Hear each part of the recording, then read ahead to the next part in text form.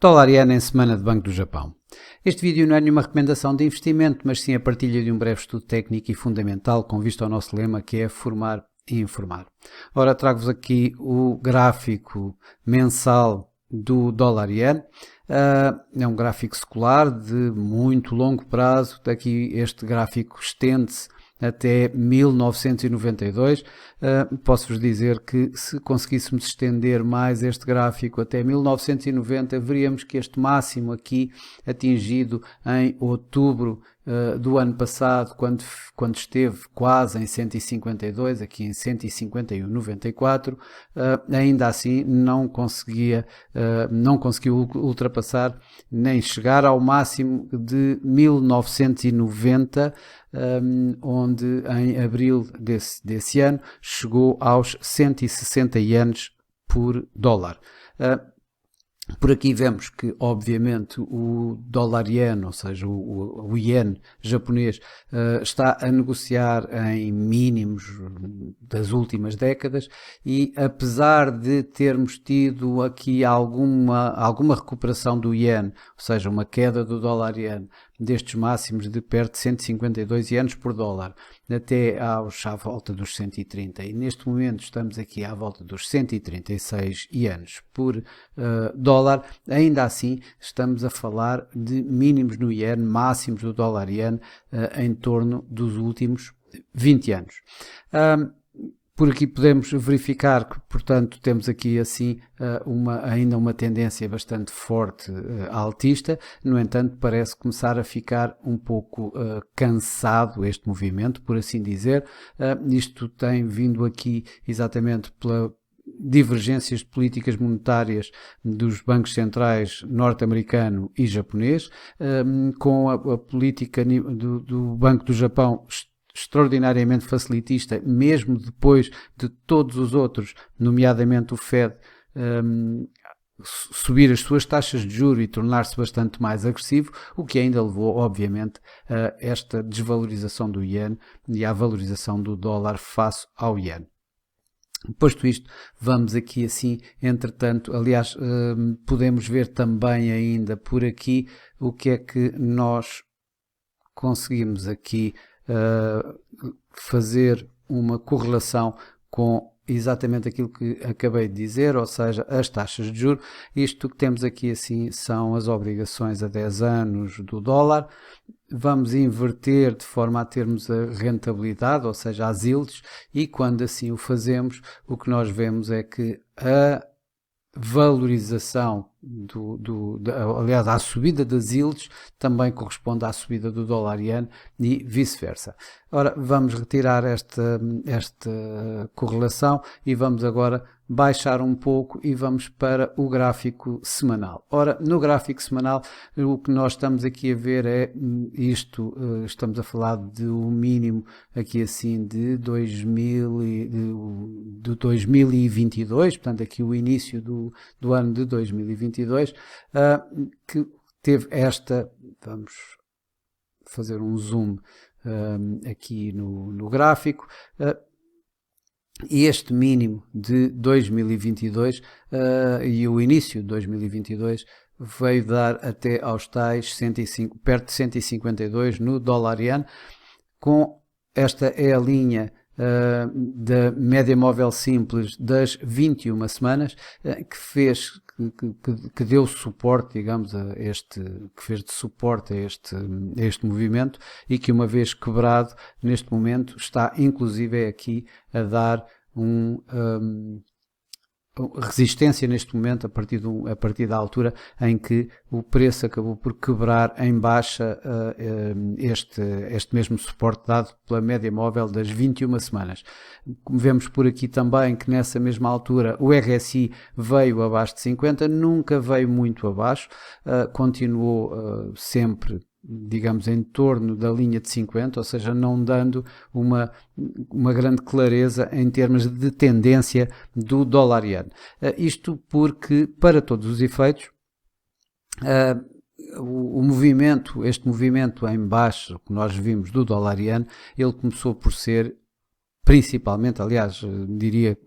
na exclusividade, por fragilidade no dólar e não por fortalecimento do iene. Aliás, este recuo no dólar-iene é exatamente coincidente quando o mercado começou a colocar as hipóteses de um abrandamento na agressividade por parte da política monetária do Fed e mesmo com a possibilidade de ele vir a fazer alguns cortes de taxa de juros já em 2023. Portanto, quando isso se deu, de facto o dólar inverteu, digamos, a sua tendência ascendente que tinha naquele momento e começou em queda. E isso viu-se também aqui assim no dólar-iene. O que é que nós poderemos ver aqui assim como um ponto de fortalecimento, esse sim, do iene? Esta vela aqui é a vela do Banco do Japão, da reunião do Banco do Japão, da semana da reunião do Banco do Japão em dezembro. Essa reunião, o que teve de diferente das outras é que pela primeira vez o Banco do Japão deu alguns sinais de que poderia começar a ficar menos facilitista. Deu algum sinal de que poderia começar a apertar a sua política monetária. Isto foi quando ele alterou, digamos, a margem de negociação das obrigações, da rentabilidade das obrigações, das yields das obrigações a 10 anos, que tinham um intervalo de 25 pontos base em torno de zero para negociar, e ele colocou-os em 50 pontos base. Ora, a partir desse momento ele deixou, digamos, subir um pouco mais as yields, a 25 pontos as yields, do que tinha feito antes. E isso o que deu foi que de imediato o dólar-iene que negociava nessa altura em torno dos 137 foi rapidamente para perto dos 130, tendo mesmo indo aqui assim um pouco mais abaixo, à volta dos 127 ienes por dólar. Ora, aqui podemos pôr aqui já algumas situações, algumas referências. Primeiro, ele ficou ligeiramente acima desta primeira situação de correção que o dólar-iene fez na altura em que começou a estender a sua desvalorização ou a sua valorização em termos de dólar-iene até aos 152. E, entretanto, isso foi o que sucedeu. Portanto, ele ficou ligeiramente aquém disso. Por outro lado, e se nós considerarmos aqui uma possível correção deste movimento antes dele continuar em queda, o que nós podemos ver é que, neste caso, e vamos fazer aqui um zoom para melhor termos a visão, continuamos com o RSI, como vêem, bastante flat, bastante aqui em torno dos 50, ou seja, não nos dá grandes indicações, mas o que nós podemos ver é que este movimento até agora está a parar em dois pontos relativamente importantes, que são a média móvel das 21 semanas, que aqui funcionava como suporte, passou a funcionar como resistência a partir do momento em que o preço vem abaixo dessa mesma linha, e portanto, ela neste momento encontra-se aqui nos 136. Por outro lado, temos os 38,2%, que é o primeiro objetivo de correção, ou seja, uma correção mínima aqui assim deveria dar exatamente estes 38,2% que está a dar e que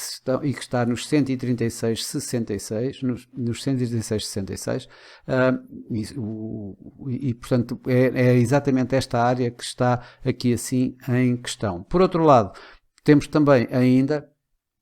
outro ponto aqui coincidente e importante, que é o máximo da semana em que o Banco do Japão entrou no mercado e que aqui está a 137,47.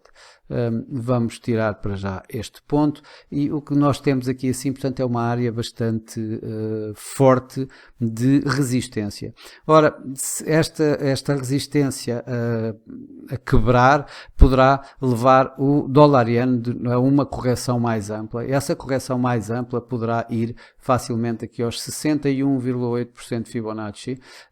ou seja, nos 142,50, na volta dos 142,50, poderá ser o movimento que poderá ser a meta do movimento ascendente que leve a limpar esta zona, que leve a ultrapassar toda esta área de resistência. Isto poderá acontecer por várias situações. Não acredito que seja tanto pelo Banco do Japão, porque o mercado já está à espera do mercado de alguma forma que ele se vá manter facilitista, que continua com uma política monetária como aquela que tem sido feita até agora, e portanto, se isso se mantiver, ou seja, se não houver nenhuma aceleração nesse mesmo facilitismo, não acredito que este movimento seja um movimento muito rápido e que possa acontecer. Ele pode eventualmente acontecer, nem que mais não seja para descontarmos esta vela aqui assim que tínhamos visto, e que portanto irá, ao fim de qualquer das formas, ir aqui aos 142,50, como temos aqui os 61,8%. Outra das situações mais com mais possibilidade disso acontecer é continuarmos a ter a tal taxa de juro dos Estados Unidos a voltar a subir, e isso vamos aqui colocando novamente o que nós vemos aqui. Isto é a obrigação, portanto vamos inverter e colocar isto enquanto yield, e enquanto yield o que nós vemos é que isto voltou a subir, e estas yields ao subir também colocaram novamente este dólar-iene a subir. Ora, essa situação poderá manter-se, isto muito à custa mais dos Estados Unidos do que propriamente do Japão, ou seja, os non-farm payrolls esta semana, que vão estar, o Banco do Japão reúne-se de quinta para sexta, ou seja, na sexta-feira, mas é de quinta para sexta, e passado umas horas temos os tais non-farm payrolls. E se de facto houver aqui uma situação em que os non-farm payrolls são outra vez muito bons e que elevem as expectativas da subida da taxa de juros, o que nós podemos ter, de facto, é a continuação da subida das yields, e aí provavelmente poderemos ter aqui uma pressão de subida do dólar-iene. Portanto, esta é a situação que nós temos que ter em consideração para esta semana, é a mistura entre o Banco do Japão e os non-farm payrolls. Portanto, eu aqui o que eu acho é que os non-farm payrolls dão muito mais a perspectiva desta continuação. Por outro lado, já o Banco do Japão, se surpreender uma vez mais o mercado como o fez aqui assim em dezembro, esta área de resistência poderá efetivamente continuar a aguentar aqui o dólar-iene, e o dólar-iene voltar a cair e tentar uma vez mais testar estes níveis que nós estamos aqui a ver entre o mínimo deste ano, nos 127,20, e este primeiro ponto que nós achamos aqui assim de suporte na primeira correção feita quando o dólar-iene teve uma tendência ascendente, aqui à volta dos 126. Ora, vamos ainda colocar um pouco mais o gráfico no mais curto prazo, ou seja, aqui o gráfico diário. Aqui no gráfico diário o que nós já vemos foi um RSI que já veio cá bem mais acima, e que agora começa, digamos, a arrefecer este ímpeto, ou seja, este momento está, digamos,